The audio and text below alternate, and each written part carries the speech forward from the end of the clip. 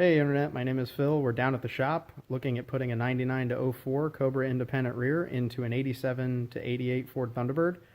These are both Fox platform cars, so in theory that should directly bolt in, but as you know, if you own a 83 to 88 Thunderbird, while they are very similar, they are not exactly the same by any means. As soon as you try to work on its little idiosyncrasies, you'll know that.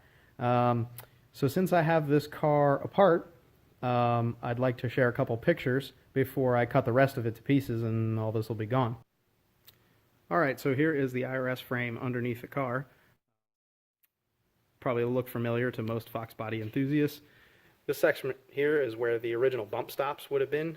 These were removed when I still had a stick axle in the car, so they would also interfere with the upper control arm that would be in this area on the independent rear. But the primary points of interference are actually the fuel tank mount, which you're seeing here. Let me hang the light. This mount right here is unique to the Thunderbird, so the shape of this mount is quite a bit different than it would be on a Mustang. This area here is the bolt where the strap would go to the original fuel tank. The original fuel tank will clear, I just happen to have it removed.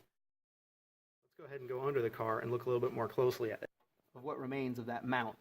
The fuel tank mount's been really cut away, as you can see, almost all the way up to the floor within about 1.25 inches, and the side piece here is also hitting, as you can see, it's hitting the IRS subframe. You probably could cut the IRS subframe, but the reality is you're going to end up with this little sliver of a mount left that probably doesn't do anything, so chances are you're going to have to cut that out and then reinforce that in some way, since the fuel tank would be just hanging by this small little piece from the trunk pan.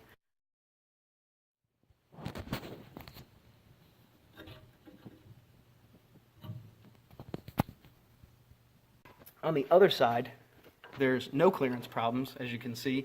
This is the other mount. It clears the frame just fine. The upper control arm mount, part of the cradle, clears no problem. And around on the front, this is the front driver's side. That's the brake hanger, or brake line hanger on the T-Bird. You can see I have it unbolted because it hits the frame. I just stuck it back up in here to take this picture. The fuel lines are also pinched within this small gap. So if you were going to actually do this swap, the fuel lines probably aren't going to fit unless you bend them quite a bit. They would be pinched in between the rail, the rear seat rail, and the top of the IRS frame.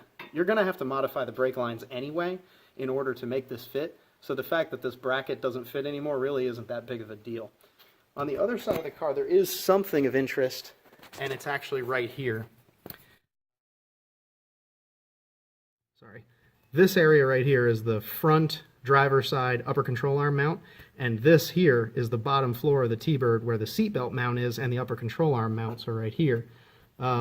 This is somewhat unique in shape to the T-Bird, where a Mustang is shaped very differently. With the nut and bolt installed in this assembly, there is no way you can take this bolt or nut out. It actually hits the floor. Probably an easy way to correct that would be to notch out that bracket, but probably the right thing to do would be to lengthen the IRS subframe in this area right here. This is the front driver's side lower control arm mount. The T-Bird actually has a different length rear lower control arm than a Mustang. So because of that, it's not exactly centered in the wheel well opening, and if you were to move it back about the 0.3 of an inch difference in length, this bolt up here would probably clear. Here is the interference section to the fuel lines and brake lines. The IRS frame in this installation right now is down about 1/2 inch. There isn't a 1/2 inch clearance here right now, so there's no way that the fuel line can pass through here without smashing it against the floor. Okay, back here on the passenger side, this is the normal 99 to 04 Mustang Cobra rear cradle mount. It would fit on the car. You can see I'm actually probably about 1/2 inch low right now. Just I have this held in the car with a ratchet strap right now, just so I could take these pictures. If this were up in position where it should be, the edge of this bracket, which you can see right here, would hit the reinforcement for the shock tower. So this would probably need to be clearanced quite a bit here, or you'd have to modify this bracket here and maybe do something else to support the shock tower if you cut into this. Like I had said on the other side, the other option would be to lengthen the IRS subframe itself, and that would move this back, and then it would clear that. That's, of course, an option, just a little bit more complex one. If you make the attempt to install a Cobra independent rear into any Fox body, 78 to 83 Fairmonts, 83 to 88 Thunderbirds and Cougars, 79 to 93 Mustangs like this Fox body behind me that also has an 04 Cobra independent rear installed in it, or even if it's an SN95 car, 94 to 98, which was the chassis that the IRS was originally designed to go in the new Edge when it started in 99.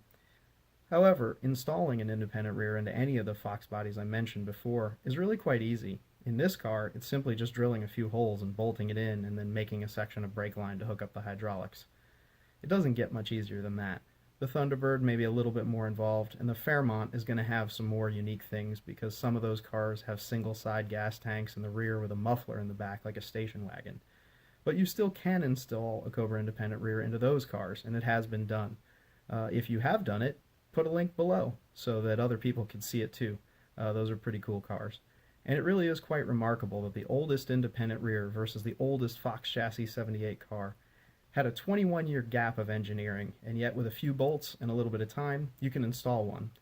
And keep modifying these cars. It's a testament to the enthusiast following that we're still working on these cars in 2018 and having a great time with them for low dough. So the huge cache of parts that are available and the ability to tailor it to the sort of thing that you do, whether you put a 9-inch in the car and use it for drag racing or you use the car for road race, it's really impressive how long these cars have lived, long beyond probably what anybody would have thought. So keep them going and keep this going. If you like what you saw here, like it, and leave some comments if you've done this. And if you happen to know what it takes to put it in a Fairmont, put a link to that video in there and keep everybody interested in these old cars. Anyway, thanks for watching, and give us some feedback below. Thank you.